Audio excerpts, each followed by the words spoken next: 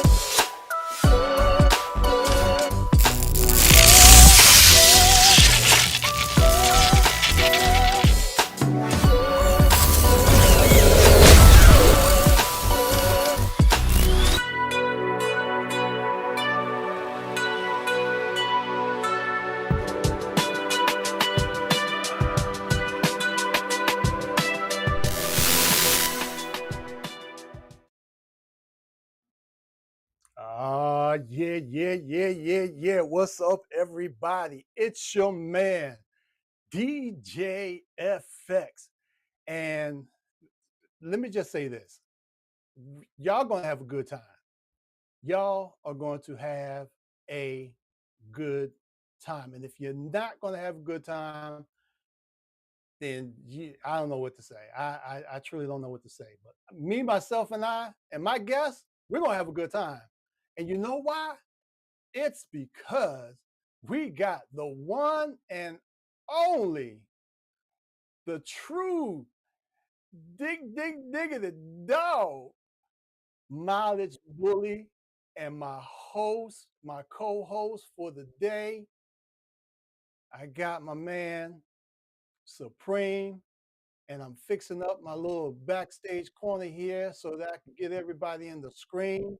And we're just going to pretty much just jump right into this thing. So first, I want to welcome everybody. I'm trying to give more people time to get in here also, because I know the comments. If I don't see y'all in the comments, I'm going to be also disappointed, but not really. Not really. All right, so let's see here. YouTube going on. Did it post on Facebook? I think it posted on Facebook. I don't see it on Facebook. I'm pretty sure it did. Let me refresh that real quick, because I'm trying to give more people time to get up in here. Owns.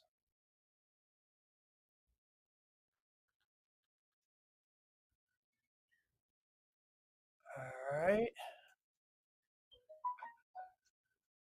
All right, cool.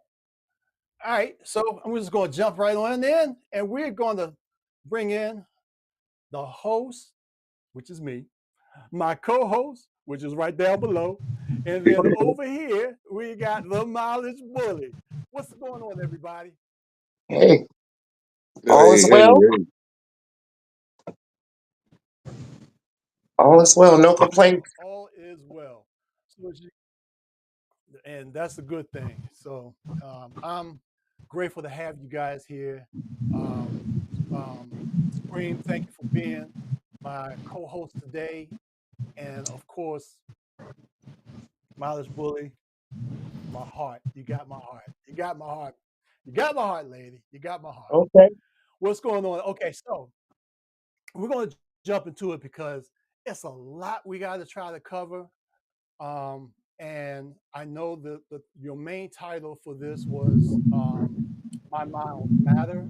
So I didn't, ignore that title, but I changed it up for my show, and I titled it called Travel Trials and Triumphs, because through your miles your travels you did on this cross country, you had so much that was involved with the title that I have.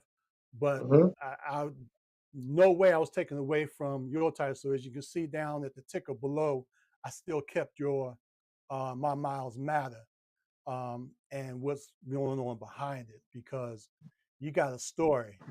You got a story. You got stories, and it's going to be one for the books, and it's going to be one that will be placed um, in the minds of young brothers and sisters that are out here. So I I applaud you for that. So let's talk about this date. The date that we have up here is your journey starts May 25th, 2025. Let's talk about that a little bit. How did this particular journey came across your mind from the last one that you did? Okay, so I didn't actually leave until May the 28th. So I left out on May the 28th, which I think was a Wednesday, I think is what I left. Is that right, Supreme? That's right. I think it was a Wednesday. Yeah, it was. So uh, it was different because, during, my interactions with Supreme, we were talking, we talk 3 or 4 times a month, sometimes more, it depends. Um, so he was, I'm very familiar with his foundation. And so I'd already told him, hey, I'm getting ready to go on a ride across country, but I'm going to do it on a 250. And he was like, what? So that's where it kind of started there.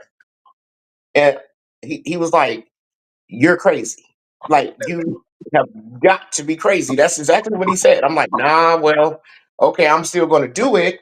And then, we kind of talked about that. And then we went on to something else. And we were talking about the foundation, the direction of the foundation, where they were going. And then he started telling me about this gentleman named Scan. And so I was like, hey, I'm going to do the ride anyway. So why don't I just go ahead and raise money for this, for Scan? And so that's how it started. So that's where kind of like my Miles Mattered tour, how we, I think he came up with that because, I wanted to make my miles matter. Not that all of them don't matter, but I've never taken a ride and given or raised money for someone in my 20 years. So this was the first time. So that's kind of how that came about there. Okay. All right. So, um, and Supreme, you're my Yes, co-host. sir. Make sure you ask the right some questions too. Absolutely. It's open. It's an open forum, and we're gonna get as much as we can possibly get in this hour and a half. Mm. Yes, sir.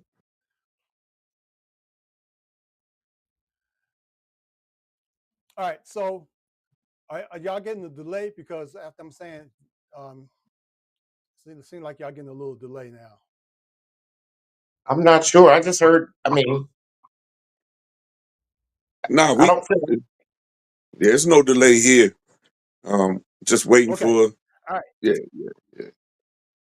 All right. So the next slide I got coming up, and I know the bike that's in the middle. That's when you was getting started, if I'm not mistaken, correct? And that's Little Red, right? correct. Let's talk about Little Red. How did you come up with the idea to ride Little Red? What inspired you that you would be able to take the little engine that could and that No, finally no, did? no, no. Not the little engine that could, the little engine that did. That was could before I left. Little Red did that, baby. Okay. That's right. So, um, a long time ago, not a long time ago, like 5 years ago, um, when I started like really training and got my own school, maybe 3 years ago. That's probably more accurate. I was like, I wonder what it would be like to ride one of these small bikes around the country. So I kind of tucked it away a little bit. Like, I'm just going to put it into my toolbox and I'll bring it up later. So, um, students ask me all the time, what type of bike should I buy? What type of bike should I get? So forth and so on. So I will always say, well, worst, what type of bike can you afford? What type of rider do you want to be? Those type questions. So I made up my mind like 3 years ago. I'm going to take a small bike around the country, but I'm not really sure which one I'm going to be on. I knew it was going to be a little bike. So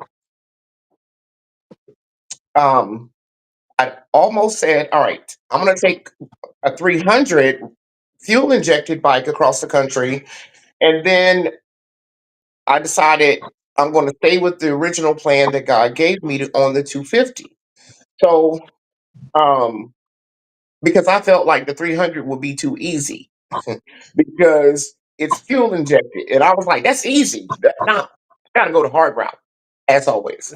So, truly, I wanted to be able to tell students, truthfully, I didn't read it in a magazine. Nobody told me about it. I want to be able to tell them that a small CC motorcycle can be taken long distance because I did it myself. Yeah, So now I think that, I that's think it. you answered Royalty's question because she was asking. She said, "Why on a 250 cc?" And That's I why. think you answered the question. All right. So now let's get a little bit of history about Mileage Bully before we continue on. Who is Mileage Bully? Let's talk about a little Uh, bit, of your background because I want to thank you for your service, and let's I've never also been in talk. the service. Oh, that's right. See, I have never served a day in my no, life. no, you never served. No, no. What threw me off? I'm telling you, what threw me off. There was something you had on with somebody that had Army written on it, so that threw me off. Okay, you never served, but let's talk about your riding experience, where you stand now as far where you stand now as far as your academy or your moto mob. Let's talk about that a little bit. I've been riding a motorcycle for 19 and a half years. I learned at a motorcycle training school. I learned how to ride there. Um, I sucked really, really bad in the class. I struggled to pass, but I did. Um, let's see. What else did you ask me? Um, About moto riding mob. heat. Moto Mob is Moto Mobbing. I'm the owner of the Moto Mob Virginia, Moto Mob Memphis. Um, it is my desire to open other schools as well in the future. So those are things that I work on all the time. Those are things that I work on in the background. And also, taking my school to another level in what we want to do, for uh, others. So I won't really drop that right now, what we are working on, but the future for the Moto Mob is very, very bright. So um, motorcycle training is my thing. I really do love to do it. I'm passionate about it. I'm passionate about safety, keeping people safe. Because one thing that I tell people all the time, it's not my skill that keeps me alive on the road. It's really my knowledge. It is what I know how to do. It's more than getting in the saddle and riding a motorcycle. It is knowledge of the road, what to do in this type of situation or that situation. So, um, because anybody can ride far, straight, and fast. Um, it's what you know on the road. So that's what I want to convey to people, to students when they come to the Motor Mob. So, Who was your inspiration to want to ride? oof, Hmm. who is my inspiration to want to ride? Mm, I didn't have when I See, started writing. I'm that's sorry. going to be a two-part question. Who inspired you to ride, and then who inspired you to ride distance? Okay. So who inspired me to ride? I'm not going to say someone inspired me to ride because when I started riding, I really didn't have like a person to look at to be like, oh, I want to do what they're doing. At that time, I did not know who um, Bessie Stringfield was. So even look back at her and say, oh, she inspired me. I didn't find out who she was until a little bit later. So I'm going to say, as far as inspired me to ride, at the time when I learned to ride, or who got me started with motorcycles, was the guy that I was dating. He rode, and essentially he thought, I was going to be a backpack, but that's a no go because I don't do secondary type. No, either I'm in charge or I'm not going to do it. So that's it. I'm talking about motorcycle wise, not well, period. But anyway, uh, uh, so I begged him to buy me a motorcycle, and he did. So when he bought me a bike, I went to the class. How I started riding distance is I was riding in my local. So normally when people start riding motorcycles, people ride in people ride around in their local area because people tell you, oh, it's safety in numbers, stay close to home at first, and things like that. So I was riding around in my local area, and that got old after like 3 years. I would go like 20 miles from home, sometimes 30, but not far. So that got old to me after a while. I'm like, man, this is like, it's got to be more to motorcycling than this. So I wasn't on social media yet. So I wasn't seeing all these super ground pounders. I wasn't seeing these people going long distance. So I didn't really know people who were doing it. We had a couple of people in my area that were, but not a whole bunch. So I didn't really have anybody to go like, to look at. Like I don't know people that are riding far on motorcycles. So one day I tried to sketch, and I did. I went and my area, I live in Virginia. So I scheduled a ride. I said, okay, let's go up to Harrisonburg, Virginia, which is near the Shenandoah Valley. They have a zip line up there. Let's go.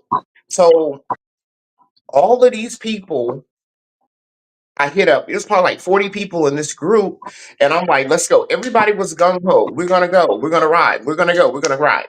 I was all thrilled, like, okay, man, we're gonna get ready to leave the area. It was like 200 miles one way.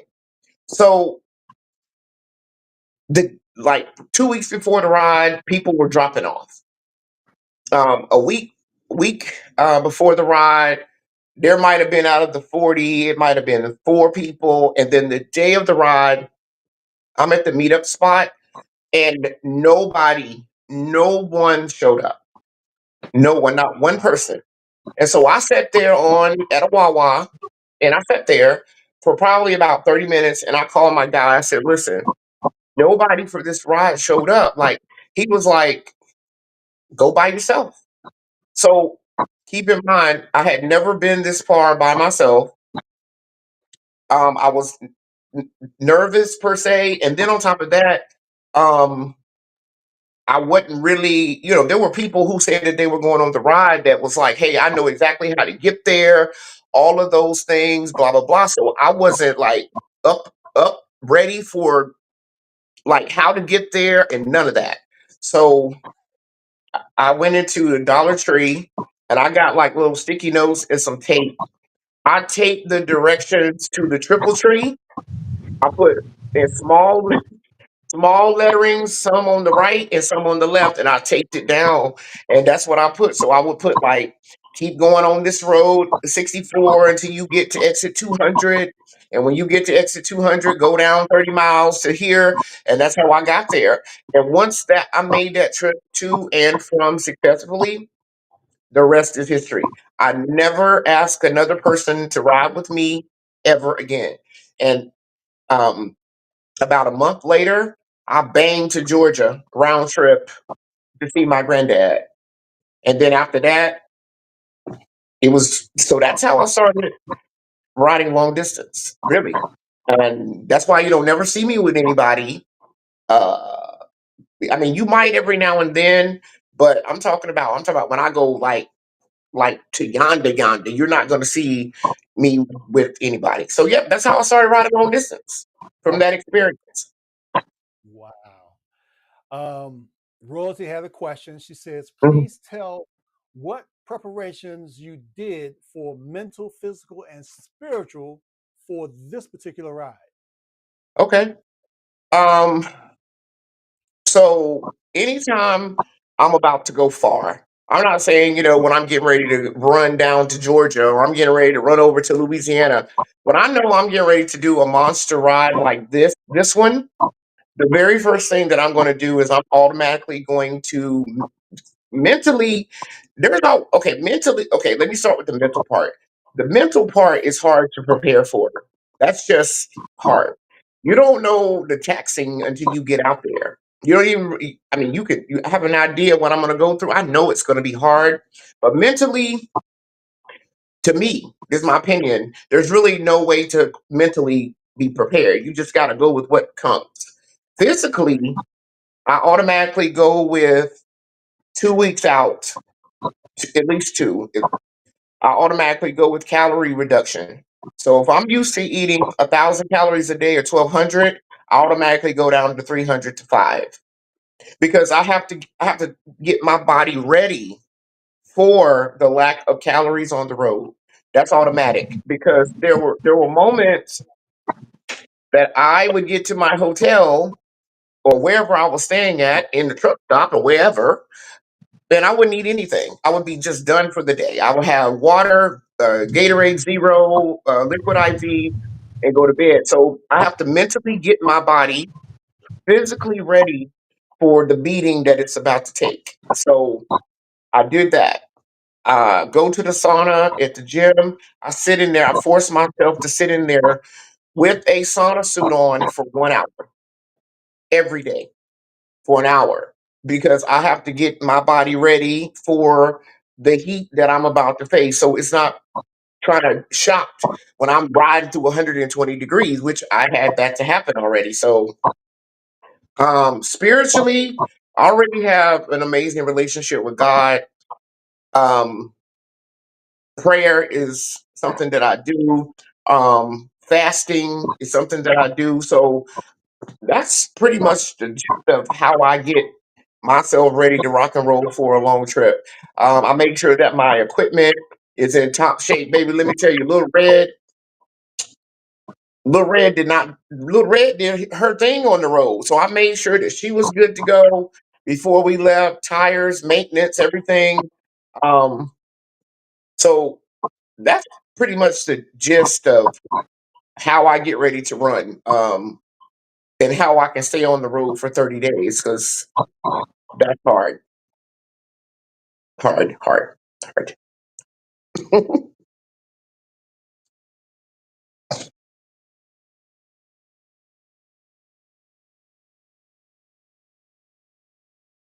I can't hear. Yeah, we can't hear you, FX.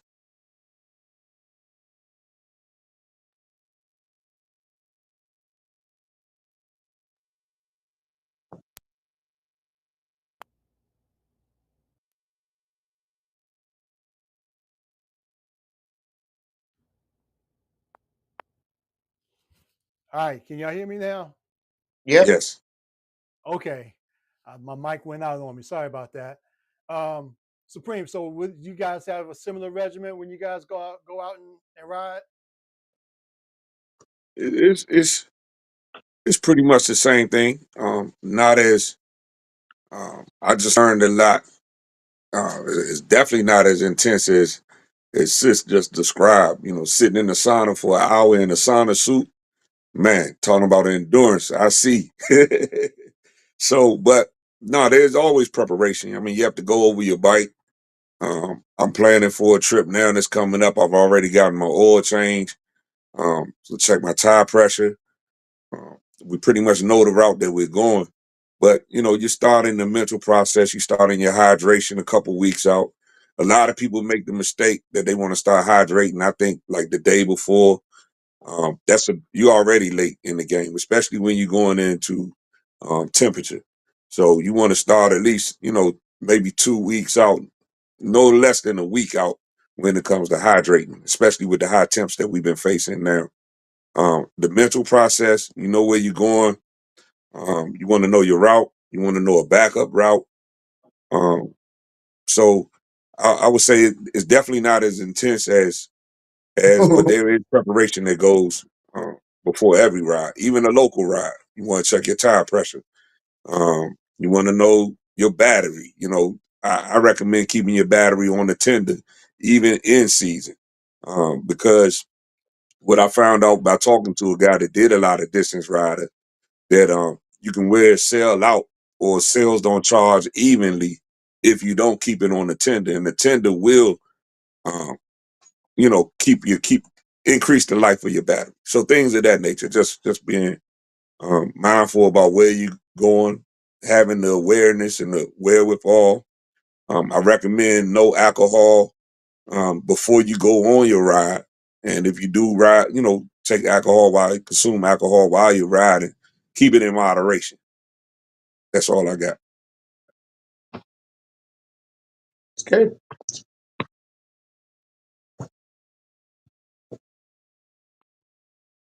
With my mic, y'all. I apologize.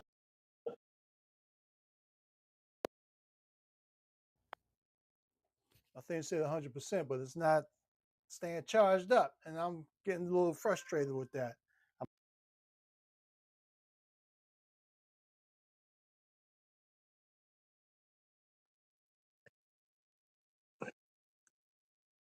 Can't hear you. That's why you always got to have a backup plan. Backup. You got to back up the backup. Hey, I want to give a shout out to Aingo. He said, "Don't try no new foods before a ride." LOL. Absolutely not. Absolutely not. Absolutely Absolutely. not. Stay away Yeah, from. Listen. I don't eat any type of gas station food either when I'm on the road. yeah. None. If I'm not none. People be eating hot dogs and whatever. I'll be like, no. I don't even. No. Right. That's like a bad day waiting to happen. Absolutely. Absolutely. So yeah, I do travel with. I also travel with food too, like on the road, uh, like little stuff. Yeah, Like man, I feel like I'm a soldier, like literally, like deployed in the field when I'm going out there. exactly. Exactly. Well, your type of riding, the endurance riding piece, you are because you're actually preparing for battle. You shared some of that on the last ride. Oh yeah, Um, the conflict, the fight, the struggle, everything that went into the ride, and it's like even um, it seemed. I mean, you even endured the weather leaving out. Let's not forget that you left out in the rain. I was like, there's no way sis is gonna go out yeah, today. We're gonna push it back another day. But you went out there in the rain, and that rain was torrential oh downpour. It was coming down. yeah. We almost got Hey, can blown y'all hear off me the now? Chesapeake Bay Bridge. I'm not kidding you.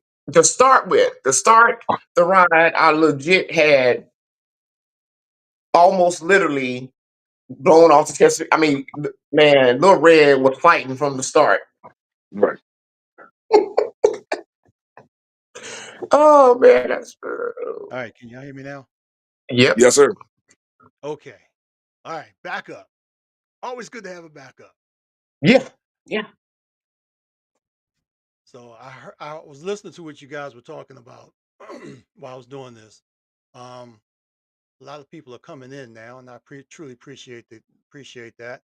For those of y'all who are first time here, y'all are listening and watching MC Love with DJ FX, my special co-host, Supreme from Black Rain Motorcycle Club, and the guest of honor, the Mileage Bully, um, who did an epic cross country ride on a 250cc. Um, what was it? Was it a Honda? No, Suzuki. What was Oh, just 250? Hold on, Suzuki. FX. Suzuki. Hold on, FX. Not only was it a 250, it was a 2000 Suzuki GZ 250. The bike is 25 years old. Wow. Little Red wasn't no spring chicken. Wow. So put some respect on Little Red. I had to, because when she first told me about it, I was like, man, you crazy, sis. I mean, she's already said that. But then when she told me the bike was 25 years old, wow, you know. That's something, isn't it? 25-year old, 250. And then, So, well, we're going to talk about some of the things that Little Red went through. Um, but some of these pictures are not. Some of these pictures, I try to make sure I get some of these pictures in order here. Let's talk about the one you smelling the roses there. Okay. So I was in Cincinnati in that picture. So my uncle lives in Cincinnati. So my route, Highway 50, ran directly through Cincinnati. So I was like, okay, I'll go get the opportunity to see my favorite uncle. So that's where we were. So my uncle is a former Cincinnati Bengal. And we were downtown by the stadium, that's where that is, downtown by the stadium. And they had this beautiful park there. And I was like, oh my gosh, man. So that picture is really, how I feel about life, like, or how I do things, like, and why I stay on the road a long time. I'm really legitimately outside smelling the roses. I know. That's why I wanted that picture up there because Hmm. it spoke volume to me that people need to really Yeah. take time and enjoy life. And Yeah. life is more than just the hustle and bustle of what goes on. Hmm. It's more than just my wife. I don't know if she's watching tonight. If she is, she might get me after the show. But it's more than just the people that surround you. It's about what God has placed around you, Yep. and taking that opportunity for that, I think is a good thing. As I Hmm. mentioned, I don't think she's going to get me too bad. Um, Hmm. what about now? Ooh, Lord Jesus, all these comments are coming in. Oh, when I say I want to see all the comments, y'all are making it real easy and real good. Well, I can't see the comments because I'm sitting back too far. So you and Chris are going to have to kind of keep up with that. oh yeah, I got you. I got you. Yeah.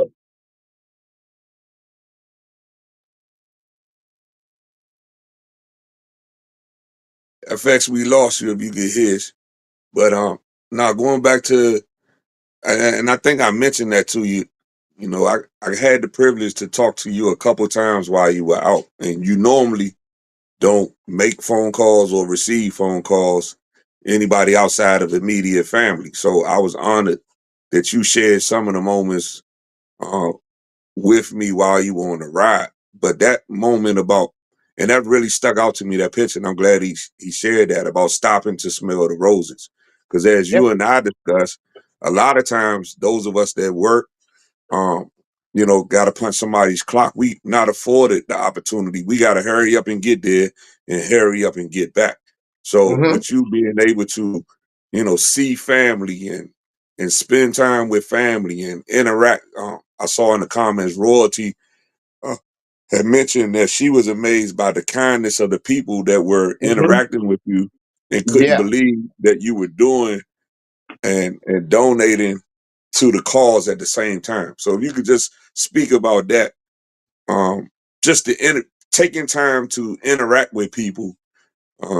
You were Yeah. trying to get to where you're trying to get to, but you took time with Yeah. everybody to engage. Yeah. Yeah. Yeah. Um, I'm probably the most kindest, unfriendliest, humblest person that you could ever know until I get on the road. I'm not unfriendly, but I'm kind of like a introvert, ambivert, operating introvertly when I have to. But when I get on the road and I'm the mileage bully, which really is maybe different from Shaquila, because Shaquila is a very much homebody. I don't go many places. I'm at home quite a bit. Um, I take the time because, and that's what I built. That's why you see me on the road, and I stay at people's houses. Uh, I drive up, and their garage doors coming open, and they're not even at home. Um, from Cash Apps to Zelle or whatever, people will use their points to pay for hotels. So I interact with the people because people are really like fascinated. Like they're fascinated because one, and it's not just because I was on this bike. They did the same thing when I was on the Road Glide. They did the Mhm. same thing when I was on the Busa. They did the same thing when I was on the other Road Glide. So it's not just the bike. It is like people some for some reason they're like compelled to come and talk to me. A lot of people say, "Well, it's because it's the bike." Okay, well, maybe so. I don't know. They do it inside the store. They don't even see a motorcycle yet. They just see me. So they just started, they talking. So I want to take the time with people because, at the end of the day, maybe I'm talking to someone who had a bad day and maybe interacting with them changed the course of their day. So I always got time to be kind. I really do, personally. So that's the reason why you don't really see me getting anywhere fast sometime because everywhere I go, I be just talking. And it ain't me initiating the talking, it's them. It is the guy that comes from over 3 pumps who ain't even own a motorcycle, who don't ride a motorcycle, comes Mhm. over and says, "Hey, how you doing?" And I give him a sticker. And it's that. So um I don't really know what it is, but I thank God for whatever it is about me. So I don't know. Absolutely. Absolutely. Can y'all hear me now? Again, Yeah. Yes, sir. I had a power surge. Everything went out on me, so it was just a surge. And I'm back up again. So that's why I Yes, got sir. the co-host. See how God is working. God know what He's Absolutely. doing. Absolutely. Um, so royalty had a question. She said, "What did you learn from this particular ride, this experience?" What did I learn?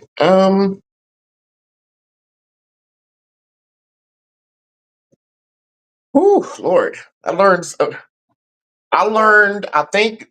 I think that more reinforced things that I already know about myself. Um, how strong my will is. Um, uh, that was a big thing. I always, I think that I'm a pretty strong person, I guess. But in order to get this ride done, it was a matter of my will. Um, because most writers that you're seeing right now, even across social media, you can't really name, and maybe y'all can, but I mean, I don't know who, but there are very few people that go out and say a month on the road. Very few. So, like I said, y'all might know of some, but I don't really know of any. It is a matter of my will to get it done. Now, there are people that would say, "Oh, well, it don't take that long to get what you get done." But just like Supreme just said, yeah, if I wanted to do the whole entire route in 7 days, I've already been across country in 7 days before already. One time on well, more than one time. I've done that, but I'm 54. I'm interested in smelling roses. So I think that I learned that no matter what it looks like, but if you just push on a little while longer, the end is near. That's just kind of what I got. Like, it's a matter of your will. How bad do you want it? That's what I learned. Just to stay the course, and the end is near, pretty much. Stay the course. Royalty says You have she to go through some loves. pain, though. You're gonna have to go through some pain. You're gonna have to go through some pain because, whoo, baby, listen. I literally just was able to walk again Saturday comfortably. That's how much pain my body was in, um, on the recovery part. So yeah, Then push down. then So you if say you your can push down toenails some were pain, hurting. you can make it. You say your toenails were hurting too, right? Toenails, teeth, uh, earlobe, back, neck. Said from head to toe, you was just in pain. It was painful. Literally, the last 3,000, the second part of my trip home, my feet were so swollen that I couldn't even zip my boots at all. I couldn't zip them up at all. Um, and Pain that and go ahead. no, I was gonna say that was the one of the most impressive parts because again, I was privy to some behind the scenes, and I tried to give you a way out. I said, "Sis, you did the ride. Hop on the plane, come home." When you had mechanical failure with Lil Red, I mean the Hmm. experience in Death Valley with the sheriff, and I was like, "Sis, you made it." At that point, you were in California. You know what you had Right. shared to me. I was like, "The ride is done." And I told her before she left FX, I said, "Hey, if it get to a point and it's too much, because we talking about a 25-year-old bike. I mean, we ain't even touch on the mechanical issues along the way when a complete stranger, what she rode 2.5 hours for a part Mm, that you needed for Little Red to continue to Yeah, ride. that I was in the mean, beginning. That was when I was in Cincinnati still. absolutely, absolutely. So I just wow. wanted to add that, just even, I mean, we all have breaking points in our life. You think about how we get inundated with life when life be lifing. You know what I mean? But to watch you do it on a bike and you was like, man, bruh, I ain't got it in me. You know what I mean? You had lost your right butt cheek, I think, in one place, and then you told me about the swelling of your feet. Just the physical. I mean, the heat rash. I mean, the heat, the temperatures. And one thing about it, what I noticed and respected is that you practice what you preach. You preach gear, gear, gear, gear. And even in the extreme temperatures, you kept your gear on. Hmm. Hmm. I noticed that too. Kept the gear on, didn't take it. I mean, take it off when possible, and she stopped when she needed to stop. She listened to her body. She Yep. didn't listen to the ego or you know whatever else that was out there. She listened to her body, and the results were good. That's all I'm gonna say. Real Well, quick before I move on to the go ahead. Go next ahead. slide, let's talk about this picture here in Pennsylvania. You got a picture up here in Pennsylvania, Illinois, and then Little Red share the bedroom with you. uh, Pennsylvania. I wasn't. I don't remember going to Pennsylvania. I got a Uh, picture up here. Okay, so maybe I got that off of another thing that was no, posted up for me. no. Illinois. Yeah. Pennsylvania. Okay, No, not Pennsylvania. Okay, no. so I got that one wrong. I told you It's you had a okay. plethora of stuff. I'm trying to make sure I had it right. So where was this where Little Red shared the bedroom with you? That was in St. Louis. So uh, I went to St. Louis because that was on the route. That was on Highway 50. I rode most of the route on the back roads. So going, there were stopping points on Highway 50. So St. Louis was one of those stops. So I stayed in St. Louis, and that's common behavior for me to put my bike in a room. Unless it's like the water buffaloes, the road glides, nobody, I mean, they can stay outside. They steal that, hey, knock yourself out. But Little Red, I can't trust somebody might want my baby. So I don't know. So it has to go in the room.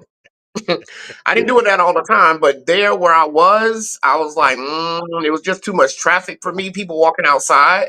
And so, I mean, the bike, I mean, you could carry it through the door, really. So, yeah. So that's where I was at, St. Louis. Okay.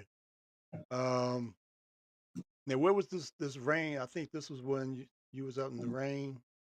The bike at the top, the picture at the top. Uh, I mean, and then it, you made the California, but you didn't make it quite to California. You was California. Was it Missouri? uh, rain picture. Is that outside of a hotel? So I Yes. really can't. Oh, that was in Missouri. That was in Sedalia, Missouri. There was a tornado, and I made it to the gas station like right before the sky fell down. So we were all hunkered down in. There were sirens that were blaring. That was a really scary situation. So I think the hotel was down the road about 50 miles after the siren stopped. And I was just like, just let me make it to a hotel. I don't care if it is a Roach Motel. I don't care what it is. I just have to get off the road. So that next town that I made it to is where I stayed at for the night. And this young lady, her name is Heather Moe. She actually lives a little bit far from where I was at, like 120 miles. And so she saw my post that I posted, and I sent you the video. It was rain. The wind was blowing sideways and Hmm. all over the place, and Little Red was rocking outside. And she saw that, and she inboxed me, and she was like, "I know that where that is. Just keep writing. I'm going to meet you on the road." And that's what she did. She came and took me to the laundromat. She came and took me to dinner. I was shaking. I made a live video. I was like, "Oh my god!" So I had a tornado touchdown like 10 miles away, 20 miles away or so from where I was at. So yeah, there's that part. How was that experience knowing that there was a tornadoes that was there and you're on a 250cc? Uh, How, what were some of the things that terrifying. may have been going through your mind? It would have been the same exact I mean, if I was on a road glide, it would have been the same as if I was on a. I mean, I'm no match for that. So it wouldn't have mattered really if I was on a 250 or a road glide. I could have been in a semi. Tornadoes pick up those too. Yeah, So that's true it was too. just terrifying. Period. I Wow. mean, I I've outrun a tornado before, but I was on a Busa. That was in Nebraska. But Little Red ain't in the position to outrun nobody. So, so I I just prayed for the best. But yeah, that wasn't even the scariest situation. There's a million things that I could tell you, but that was the one of them. Like I said, the day that I left, I rode over the Chesapeake Bay Bridge. I don't know if you've ever been on it, but the bridge is like 22 miles long, and the wind is blowing sideways, and it is pouring down rain. And I still left in that because I was like, okay, I have to go today. So Mhm. again, whew, I've been through a lot outside. Yeah. You have. All right. The next set of pictures, you got one where you look like you kind of like beat up a little bit. I was always I beat don't. up. I Yeah. know. I don't know what this one Um, is. okay. Um, So which picture are we asking about? well, let's talk about Kansas City. Let's talk about Kansas. Not Kansas City, but talk about Kansas. Yeah, that's where I was with the tornado. Okay. Kansas. Um, And was this young lady there as well? that's the one that met me on the road and took me to wash my clothes and to dry them. That's Heather. She came 120 miles plus from her house and just got off work at Cracker Barrel and met me to take me. And I never met her. She's only a Facebook follower. And she came to meet Wow. me, to take me to laundry, take me to dinner, gave me a donation, uh, took me to the laundromat. I think I said that. So yeah. Wow. Wow. All right. The next one's going to be a video. Um, Before I play it, It's just a collage that I got from some of the videos that you sent me. Um, so it's just something that I put together, and I hope you like it. Um, yeah, I just hope you like it. So it's just, Okay. a collage of some of the stuff you experienced during your ride.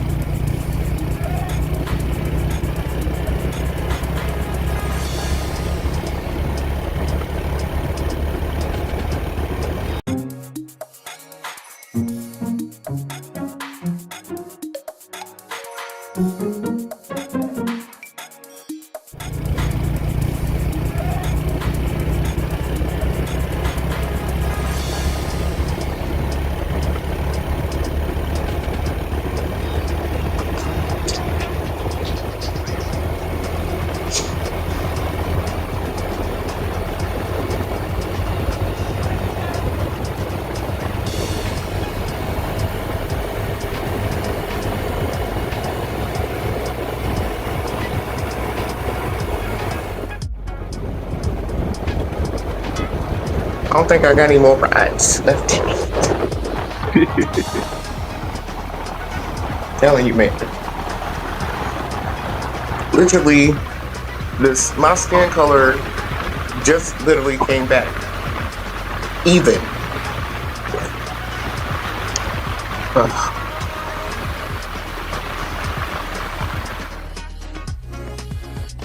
So I gotta. Are you waiting for it to play? What we do? I don't have enough gas to make Playing on it. your end?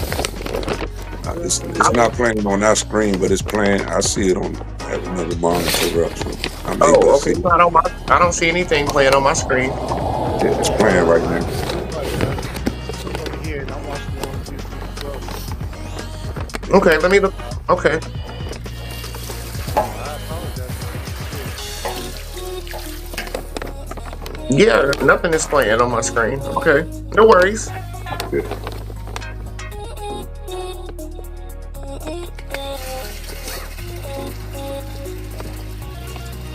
Cause I was like, what are we watching? What's going on? Yeah. Look, then you're gonna have to go back and watch it. I will. No worries. I will do that. I always go back and watch myself at Oh, least I one. just refilled on the go. It's about 5 minutes. Back in the game. Some of this. Okay. A lot.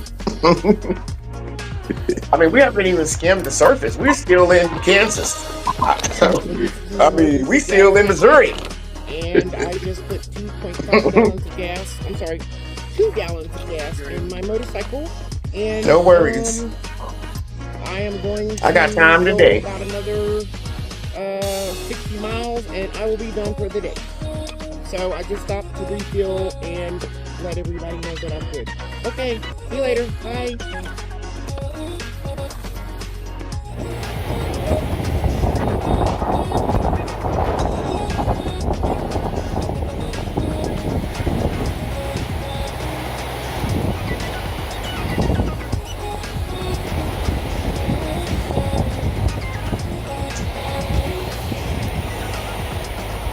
Man. Hey, coming from Lake Waxahachie, you have Dr. Duchess and the Mileage Bully. So you think that's all we do is put miles on them bikes? Man, we out here on the lake catching fish. Beyond the Okay. miles. All right, so it was a collage of pictures or Video. okay. Okay.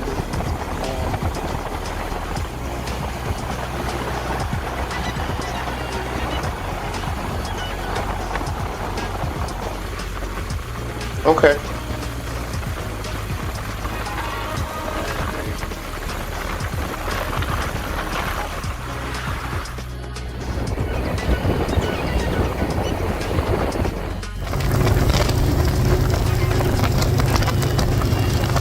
Okay, I'm sure that I will.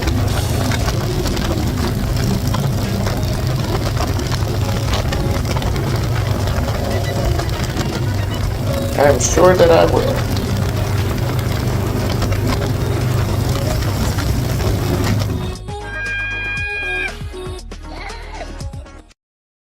All right. Okay, so on to the next slide. We trying to move right along here. 'Cause I hate that we only got one day and not enough time. So we got a picture of Utah.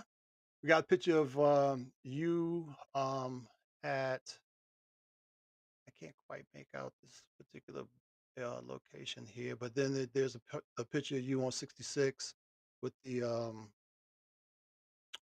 there's another picture with you with the trooper, and then a picture of your current miles that you have, and I think there's a picture of uh, some essentials you had there, Mm-hmm. and then let's see what else we got. Pictures of Little Red all dirty up. Let's talk about Utah a little bit. Nothing happened in Utah. It just Anything went in straight through there. It's really, really rocky and very, very hilly. So nothing spectacular happened in Utah. Just basically went through there, um, uphill, and Little Red, and yelling at Little Red to climb. That's it. Yeah. So nothing really Okay. happened there. That was just part of the journey. All right. That was just part of the journey. Yeah, that's why, And if I just post a photo like on my page and people are following, you know, I've done this since I've started writing, or since I started journaling on social media. I always write in the text, this is what's going on here, or this is just a photo. Hey, I'm in Utah. Hey, I'm in Colorado. If there's something that happened there, I'm going to say something happened here. Um, Sometimes it's just a post a reference for me to check in, but yeah, nothing. Utah, it was uneventful. I just rode through there. Every one of those states that I went through have already done it. I just was on a different route this time that I've never been on before. So it was very interesting. Very, very scenic once you get out further into on the highway, but going through Utah, it was just a bunch of rocks and mountains. Let's talk about this little scary moment you had with Little Red's key. Uh, so the moment didn't happen with the key. The moment happened. The moment happened before that, uh, causing the key to get Mm, bent. So I went down in the dirt. So I crashed in Nevada. That was in Nevada. So we're now. So yeah. So Utah. Yeah. So I crashed in Nevada. I was going down this road to look at these ancient brick ovens that I researched on the route. I was like, I have to see those. Like, it's feature attraction. So I wanted to check them out. So the road that I was on was hard dirt at first, and it was compressed until it wasn't. Then it turned into like mush sand. So you really needed an off-road vehicle to be back there, and I don't have one of those. And Little Red is not off-road vehicle. Well, really now she is because is now. you know, hey. So we were off-road, and when it turned to mush, I was going, going, and then I wasn't going, and I said, okay, this is about to be bad. I knew I was going to have to go down. I said, all right, I'm going to go down because the road started slanting down when it turned into mush. And when it did that, it did it abruptly from the hard dirt to that. And so I steered the bike over to the sand pile and I turned it to the side like a big wheel. And I pulled my brake that wasn't there and I let it eject mm, me into the air like sideways. And I went down and I was like, so the key got bent when wow. the cluster hit the key and it bent it. But because I'm a G, I had a backup key.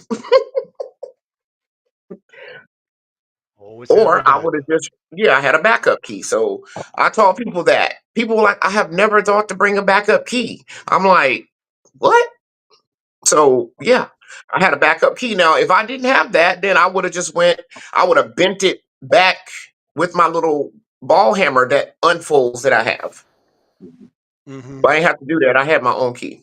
I had another one. And the gentleman that's with you, um, was that the gentleman that helped you out with some mechanical issues? Where? Which one? What are we looking like, Chris? Because I can't see what you're looking at. Oh wow, Yes. you can't see nothing. I can't see the pictures on the screen that I'm looking at are really, really hazy from where I'm looking at them at. Oh, okay. There's a guy in the pink shirt um next to you in the bike at a gas station. No, that was that's in Eli. No, he didn't help me with anything. He's holding up a sticker, I think. Mhm. How was that hotel, the Clown Hotel? How was that? I don't know. I just took a photo of it. It's one of the most world famous hotels in the country that people come all over the place to stay there. So no, I didn't stay there. So that's what, and like I said in the caption, I said I think I said people come from all over the country to stay here. And it's supposed to be haunted. But no, that wasn't even an option. That was in Topana, Nevada. But that was off the route because I got off of Highway 50. So yeah, so I just took a photo of that for reference. That people come from all Gotcha. over the country to stay there. Gotcha. All right. Wow, I wish you could see some of these pictures. I can see them, but Um, they're very hazy on my screen. uh, all right. So from Nevada, um, your experience from each one of the areas that you went to, what were some of your takeaways of those experiences from the Little Red getting tracked in the mud and um the storm, the tornado and everything. What was some of the things that some of your takeaways from those moments, Takeaways from the the moments where things could have gone wrong but didn't go wrong? uh thank God I made it. That's about it. Uh I don't know if I got a takeaway from going down in the dirt. I mean I know what to do. I knew that I got to slide. I knew I was gonna go down. So I was like, okay, well I am not that far from the ground. That's a plus. So I'm gonna go down. And I knew to steer toward the dirt. Uh and I landed. Boom. My biggest thing was I would have picked the bike up myself, but the handlebars were so buried into the sand that I couldn't get them up. And I could kick myself for not taking a photo. But when it did that, it threw my phone off the bike, like into the whatever. So takeaway from that was knowing what to do, how to go down, how to fly, how to crash. Uh the storms, I don't think I got to take away from that. Other than thank God I made it through it. Seek shelter when needed, that type stuff. Um, Right. that's about it. When you made it to California, let's talk about that a little bit. When you finally made Okay. it to California, how was well, I know did you have a deadline that you wanted to get there? No, No deadline. So not at when you all. made it, you was just totally relieved when you made it.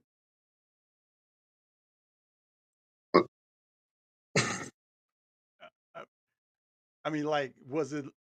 How can I put it? Was it like a Uh, moment of another accomplishment that was better than the last one?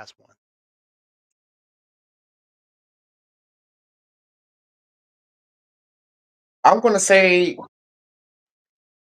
yeah because I actually okay. So when I made it to Nevada, that's when Chris was trying to talk all like, sis, you did it. You can end the ride. You made it to the West Coast. I was like, nah. But I wasn't satisfied with that. I was like, nah, this is not no. So I was like, I need to get to California. So I crossed over into California in Death Valley. Hmm. In Death Valley, the back way, not the main road. When people say, "Oh yeah, I rode through Death Valley," I'm like, "Did you go through the back way?" Because I not on 395, I rode in the back way through Death Valley. So when I got to California, I was like, "Where's the California state sign?" So they didn't have one. So I just took a picture of my bike. I think I was on Highway 190, and it just said California at the bottom. That's still so dissatisfying to me, but still said California.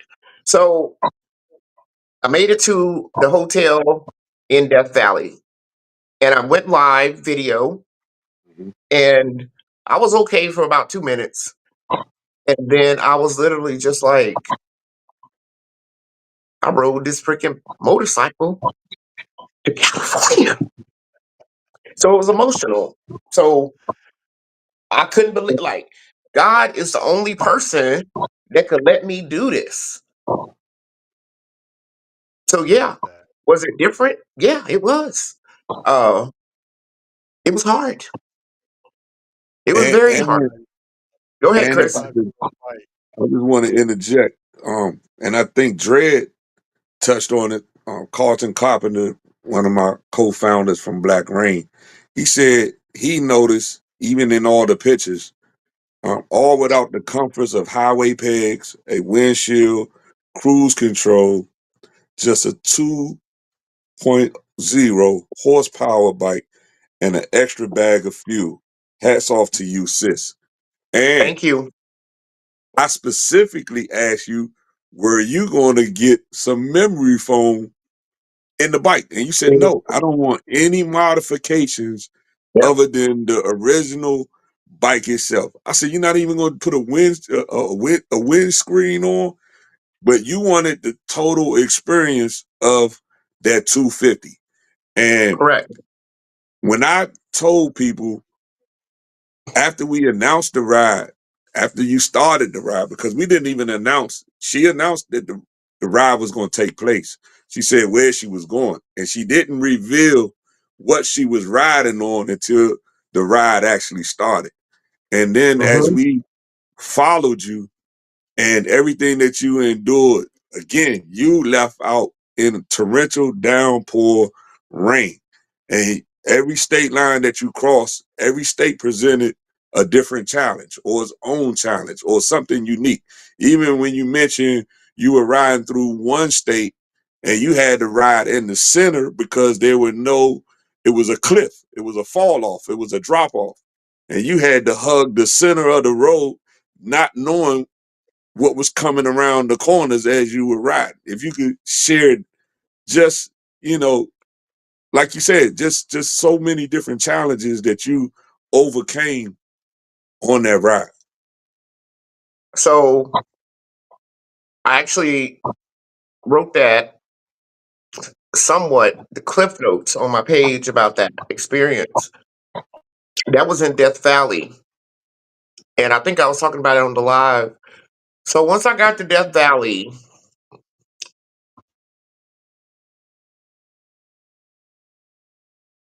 that was in California. So again, I entered in Death Valley National Park in Cali. Death Valley, California. Um, so it was 122 degrees when I got there. And I was at this place called Stovepipe Wells, I think Stonepipe or Stovepipe Wells. So anyway, 122. I was sitting there, and he had this place that had misting fans. So I was sitting under the misting fans, trying to get cool because my core was hot. And so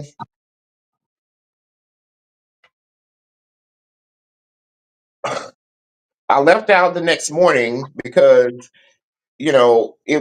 it was bad. So anyway, I got to the hotel and I wanted to have a moment of reflection.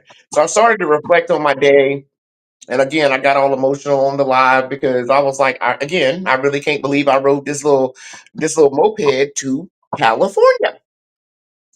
The next day when I left, and I use Google Earth a lot to blow things up. Now it shows me the terrain, and things like that, but I was not prepared for what I got. So I'm riding through. Once Little Red finally climbed up the first hill, and we went around the second couple curves, that's when it became hard. Um, no, not surreal. Hard, dangerous. Not that it all wasn't dangerous, because it was, but I was in the middle of the road. There were, I don't know if anybody, you've been to the Tail of the Dragon before, or a twisty road where you know what a switchback is. This Mhm. road had curves that were switchbacks. They were so, oh, it was so bad that I was just like, okay. So the road is a 2 lane, so I had to get in the middle of the road because there were no guardrails and I'm up in the mountain.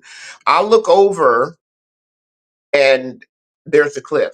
There it is, literally right there. There's no room for error. So I'm riding through and I have to force my anxiety not to act up, to be calm, because in motorcycling there's anything. It's called target fixation. I have to keep my peripheral. I have to force my peripheral not to look over, because I'm afraid that if I do that, now I'm going to veer. I don't want to do any of that. So I had to ride through that for about 35 miles of no. Oh God. I had to ride through about 35 miles of that in the middle of the road because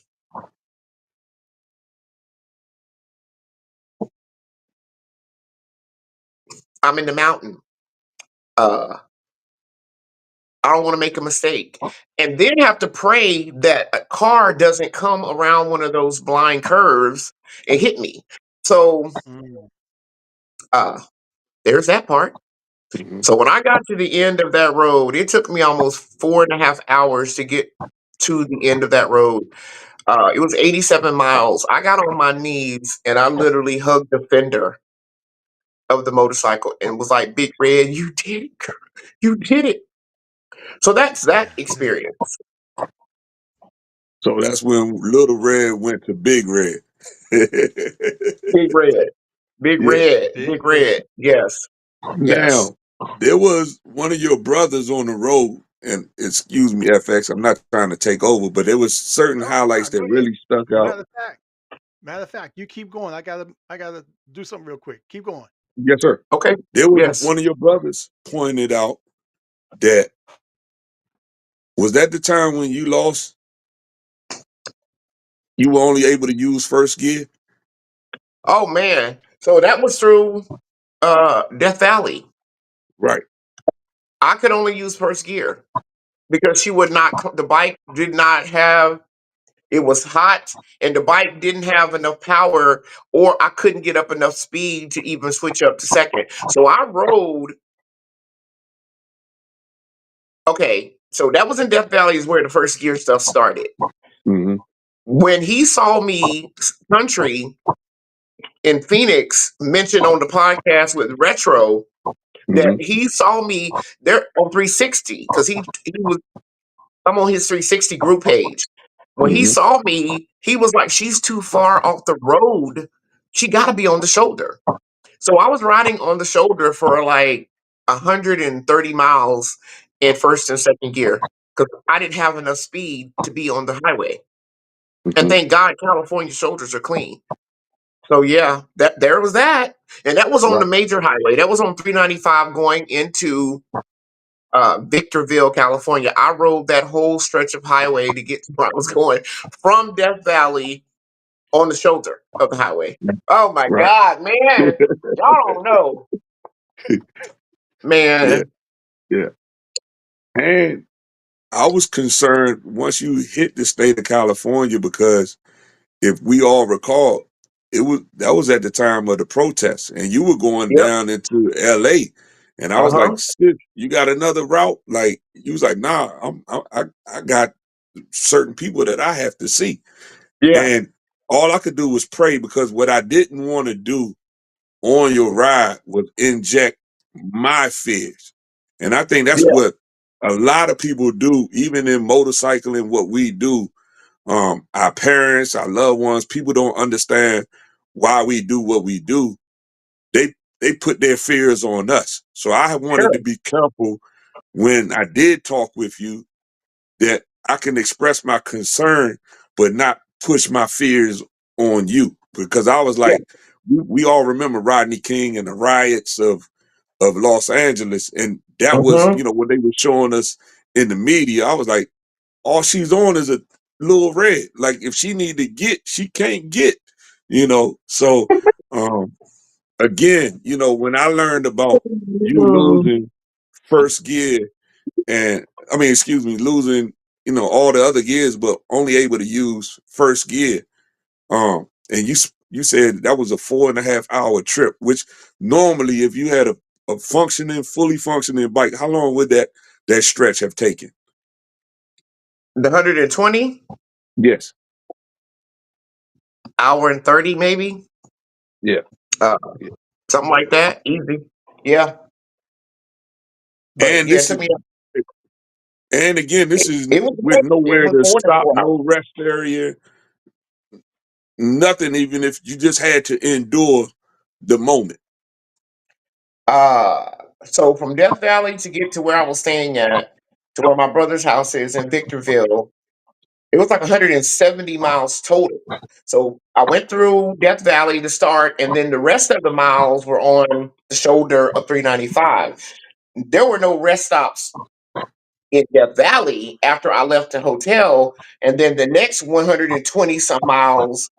I mean, there were places because there's a video of me putting water on myself, trying not to die Right. from a water hose. No, from a water fountain.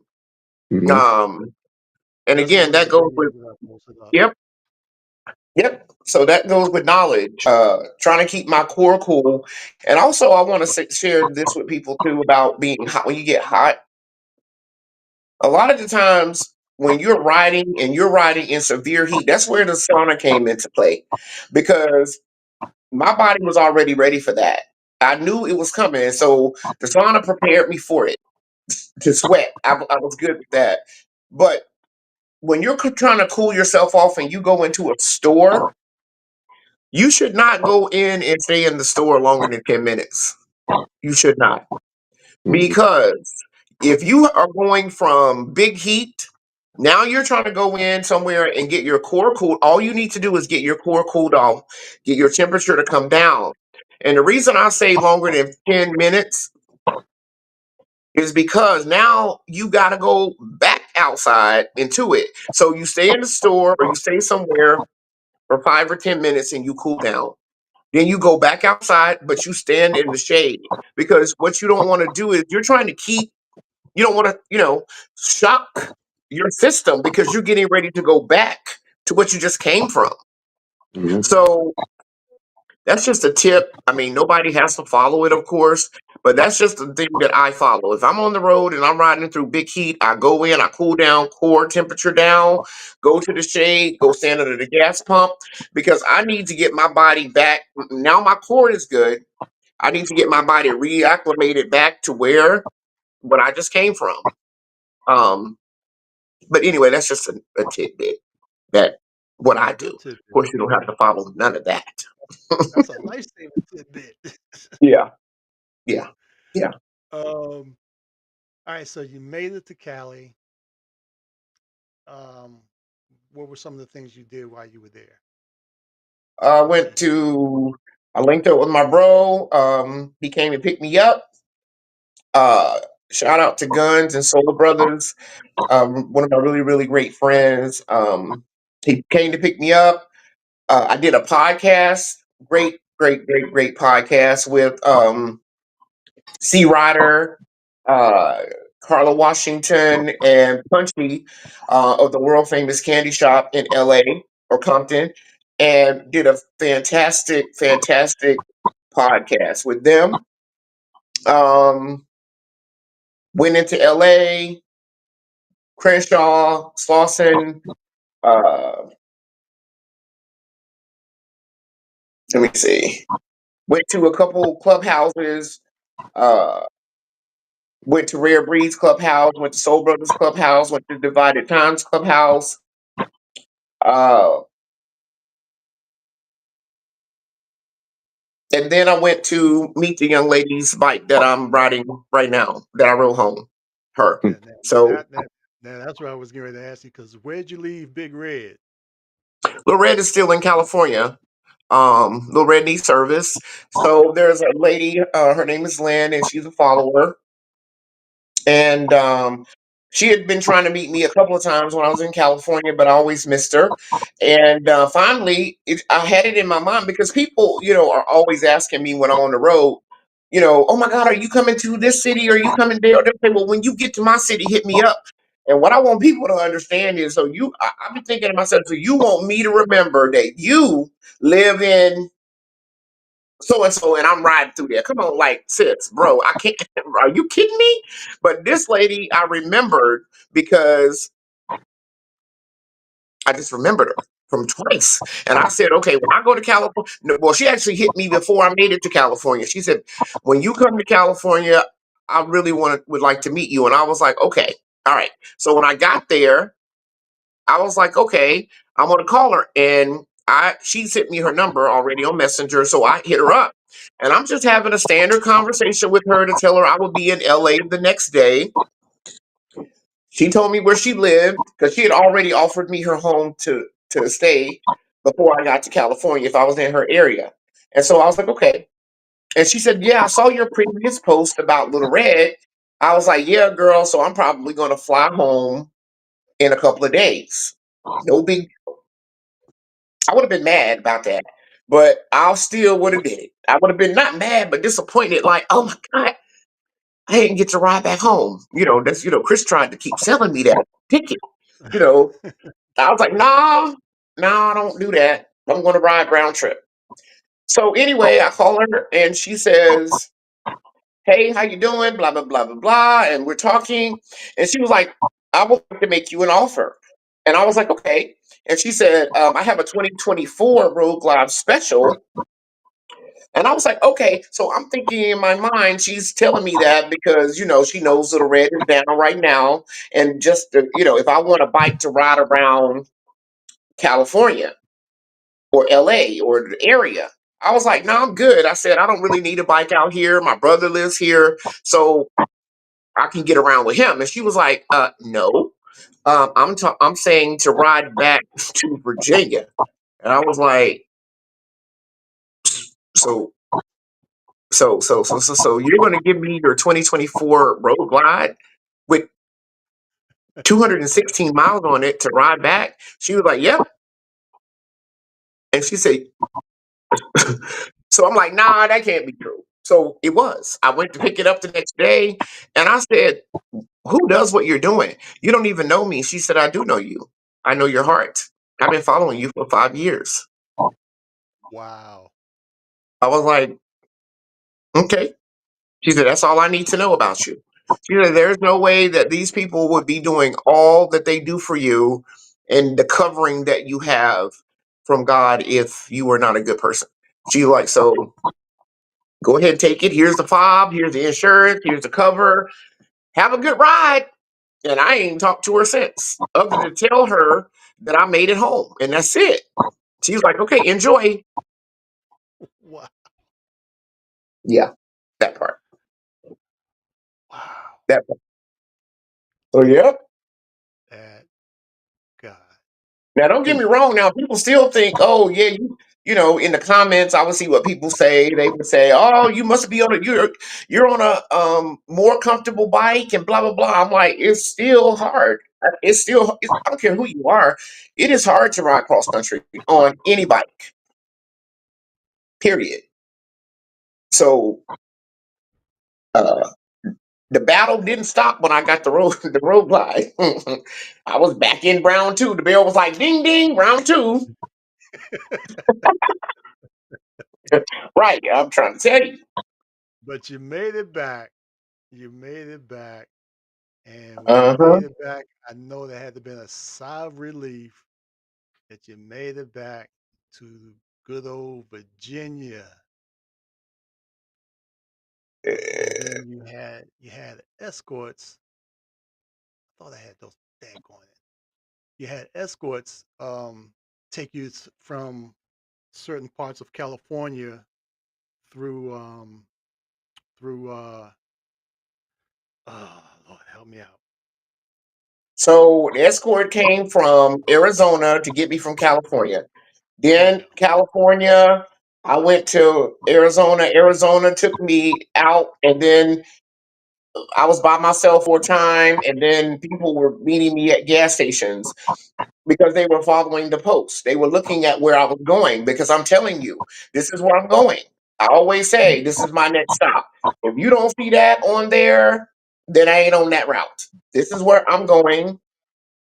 So when I got back home to Virginia, I mean to out of Georgia, I'm talking about all the way in Georgia. The police, who was a friend of mine that lives in Atlanta, was like, whoop whoop. She lit me up on the interstate. She was like, "Mommy's bully." Truckers were taking videos of me. I'm talking about going through these states. So Birmingham, TD, 205. He was like, "Yo, I'm not gonna miss this opportunity." So I got escorted really out of California all the way back to the house. So coming in, um, well, actually, yeah, from Dallas, I got escorted out. So yeah, pretty much out of California all the way home. Um, and then the last leg, I stopped in South Carolina for the night. And then Kodak, who is a amazing Mm-hmm. brother, I love him. He came and got me all the way from south of the border, and he rode me. Then I met him and some of his brothers, and then his wife, who is also a friend of mine, who is my sister. They escorted me to the Virginia state line, and then my friend Guy Freeman or G Baby from uh, Friendly Riders here escorted me to the house, to the front door. So So yeah. when you made it, that was all she wrote, huh? Um, Making it is an emotional thing. Uh, because I don't take it for granted that I make it back home. Um, 30 days is a long time to be on the road. Uh, to come across that Virginia state line was an emotional experience because this ride was hard. Which we hadn't even, I mean, I only gave you what, one thing, two things about hard. There were 55,000 other things that were hard that we haven't even touched on. You talking about hard? Yeah. It was beyond that. I said I put a post on my page the other day about it was a friend of mine, GQ and Rare Breed. He was crying, and me and him spoke about it. People think that he was crying, saying, "Oh, he was saying thank you, God," but he was also crying because it's hard. So that's why it was emotional coming across the line. This ain't easy. These monster rides are not easy. It's Not painful. it's not for the faint of heart. That's for sure. Not at all. Not for the faint of heart. All right. We're getting close. Actually, we're gonna go a little bit over. And like you said, we haven't touched a whole bunch of stuff, but I want to make sure we touch a little bit about the We Care Black Rain Foundation. Hmm. Um, what can you guys say? Talk about that a little bit more. And for those of you guys who are watching via Facebook as well as YouTube, you can scan the QR code right there in the middle of the screen. Scan the QR code and make a donation to the We Care Black Rain Foundation. And either one of you guys can take over and tell us what it's all about. I'll Well, leave that. the We Care Foundation started. I was on a ride with my brothers, and I lost two of my brothers as a result of that ride. And we're always waiting on someone to come rescue us, someone to come save us. But we're really waiting on ourselves. So that's what We Care is. We care. The care in We Care stands for concern about riders everywhere, not just on the set, not just black riders, not just riders in the United States, but if you ride a motorcycle and something happens to you, we care, man. You know, it's bikers helping bikers. Whether it's resources, whether it's getting information, helping with funeral arrangements, we've even going into the areas of getting legislation with some of the roads that we ride on. I was listening to Sis as she was describing the California roads, how the shoulders are impeccable, the same Mhm. as the highway.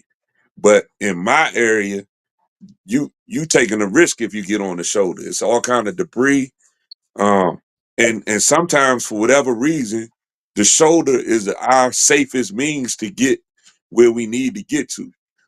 Just like lane splitting, there are times when you need the lane split. It's not safe sitting at a stoplight behind other vehicles because can rear end you. So there's been several instances of stories, encounters, near misses, and actual accidents that we come across and we hear about that doesn't get the exposure that it should get. It's a risk doing what we do.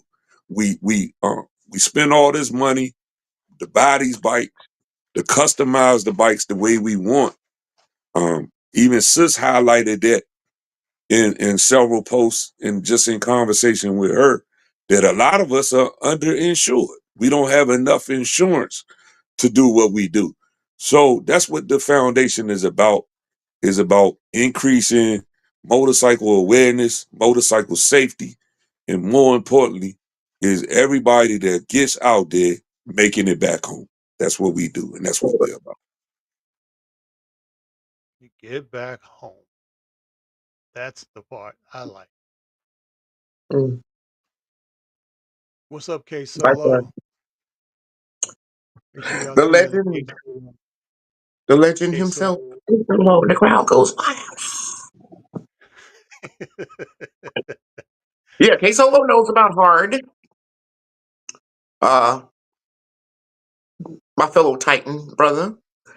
Um, much respect to K Solo. Did a couple of segments with him when I was on the road. Um, about the ride.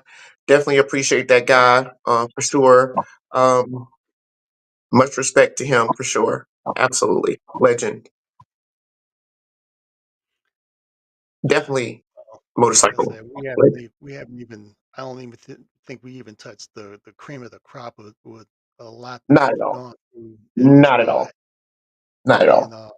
but I still want to thank you for taking the time out Absolutely. to do what we did do, and um, for Supreme being my co-host, and it was on perfect timing, with the storm and everything. Then I had to step away real quick. That was perfect timing. So I'm gonna Thank you watch for the this again opportunity. myself because I know I missed. Yeah. Thank you for the opportunity. And like I said, it's always open. The door's always open. And real quick side note, um, sis, thank you for the input that you've given me, the insight and the inspiration that you've given me. Like I said, you are a true angel, not just on the twos, but on the 2 feet too. Thank you.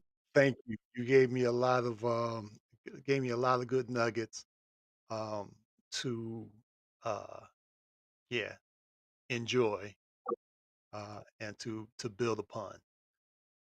Supreme, again, you're gonna have to be a co-host again on another show. Anytime, sir. Anytime. So any last words any of you guys want to say real quick before we go ahead and shut her down? Yeah, if I Yeah. could mention, Mhm. I'm gonna go in and let you close out, sis, since you we haven't even touched on the the many encounters that you had on the road. And I think that's what when you were discussing this ride and you were talking, going over the planning with the ride and the My Miles Matter tour. I mean, you shaved your head while you were out on the road Yeah, I with Dr. did. Dutcher. Um, Yep. Even your sister that came, she did a turn and burn, a 700 plus mile turn and burn to meet you out on the road and went back home because she had business to handle. Um, this again, the people that you encountered, and I ain't knocking nobody else's ride. Everybody do what they do, but you allow us to ride with you. So you say you ride by yourself. Yeah. Nah, I don't agree with that. When you ride, you bring all of us along on your ride. So thank you for doing that. Thank you for being such an inspirational figure. Thank you for even not just owning the motor mob, but being a black woman, a queen that saw a need or a vacancy, a spot that needed to be filled. And nobody can do what you do. The Motor Mob is an exceptional school. Because of you, I became a rider coach. At your Yep. pushing, your encouragement, I met my breaking point. As FX said, and I co-signed, you bring everybody that encounters you, you bring them to another level. So I would like to say on behalf of all of us, thank you for being who you are. Thank you for being such a inspiration. Thank you for Woo! being a person who pushes and doesn't accept anything less. And I rest with that. It's an honor and a privilege to do life and do this thing with Wow, man. Uh, People gonna think I paid you to say that. Wow. you. Uh, you Well, you did. know, You've paid me yeah, already in love, in the respect, in the information, the inspiration that you give them. You've already paid me. wow. Oof.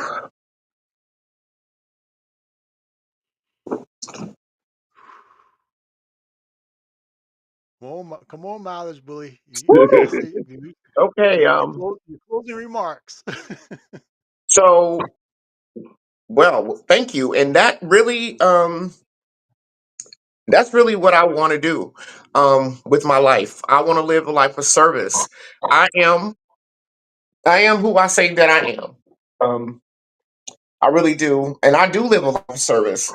I do things that are behind the scenes that I don't even show people. What I've done that you're saying that I've done for you, I do this on a regular basis. Um, I'm going to help anybody cross. And like I said, even talking to FX this morning, I was like, my guy, you got to do this, and this. I don't hold back any information. There's enough bandwidth out there for us all. God did not give me this gift for me to withhold it. He just didn't do it. Um, Right. so I operate in obedience with what he tells me to do, and that's what I do. So when he makes me a millionaire with the money, because I'm already rich, um, not with money, not yet, but I'm rich in with so many other things that are not monetary.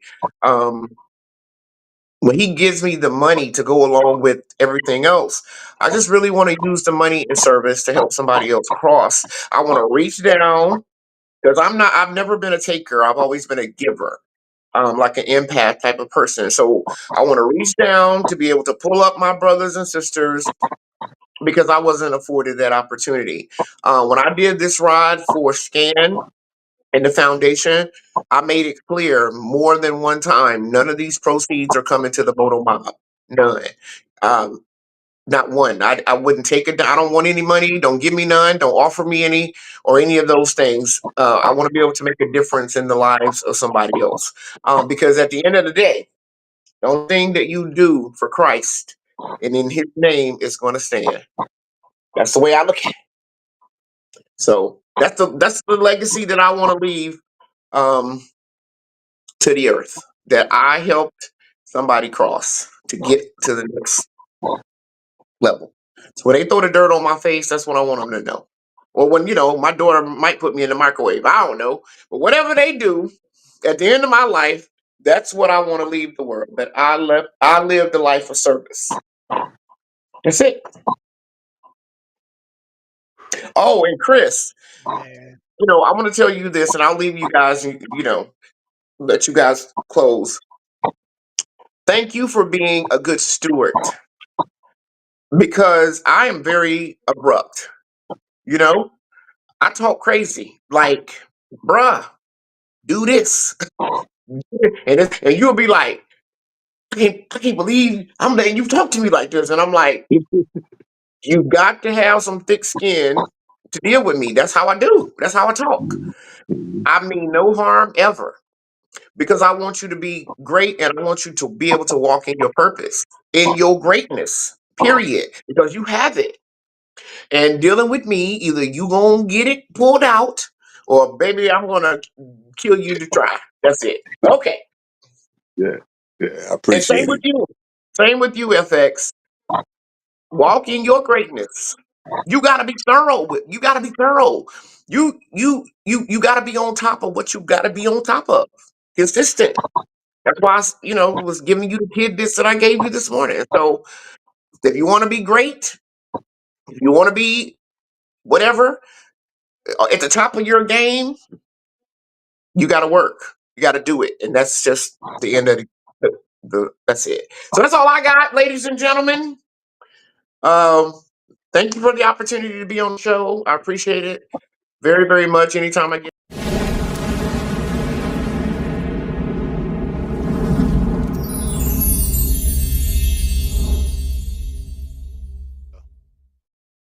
all right. I just had to put you guys back on my regular screen here.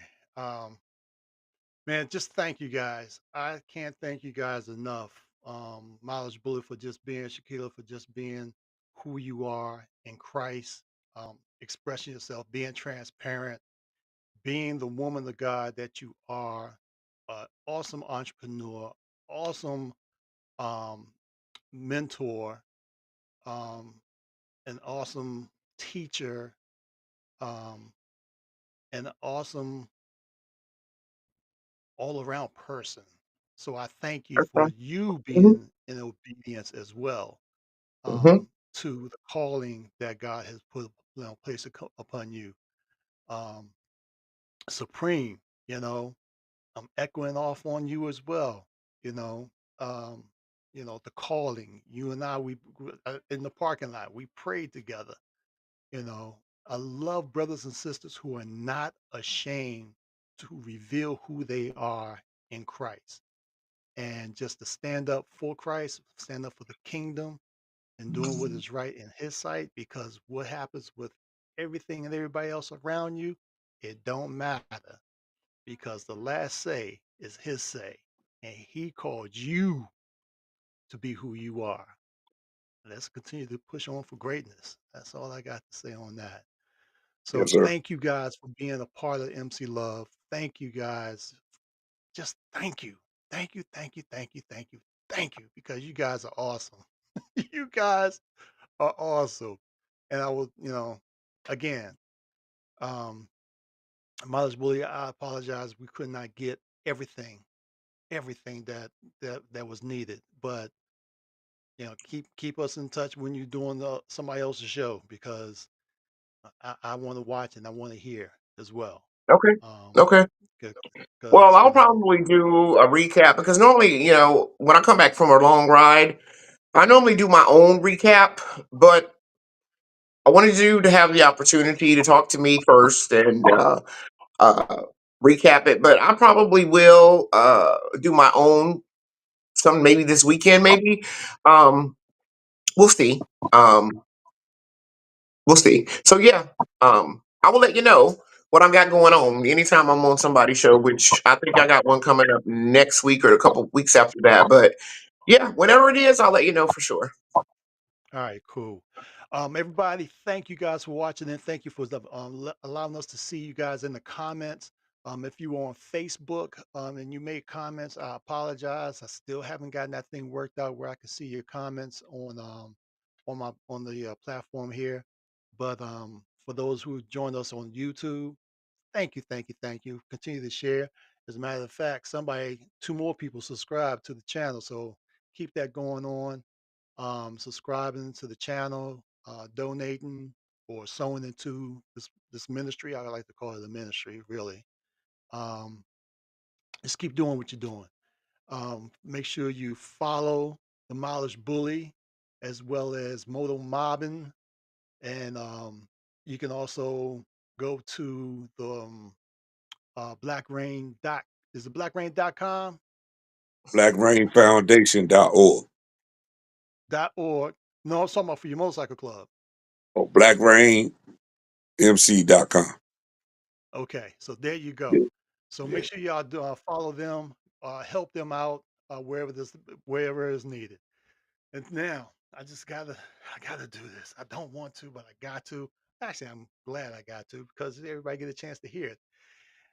Make sure you pray before you ride, pray during your ride, and pray on your way home. All you drivers that are out there, make sure you look more than twice because that lady and that man that's on those 2 wheels or those 3 wheels, that is somebody's loved one. And we want to make sure that they make it home in the same manner that they left, alive and whole.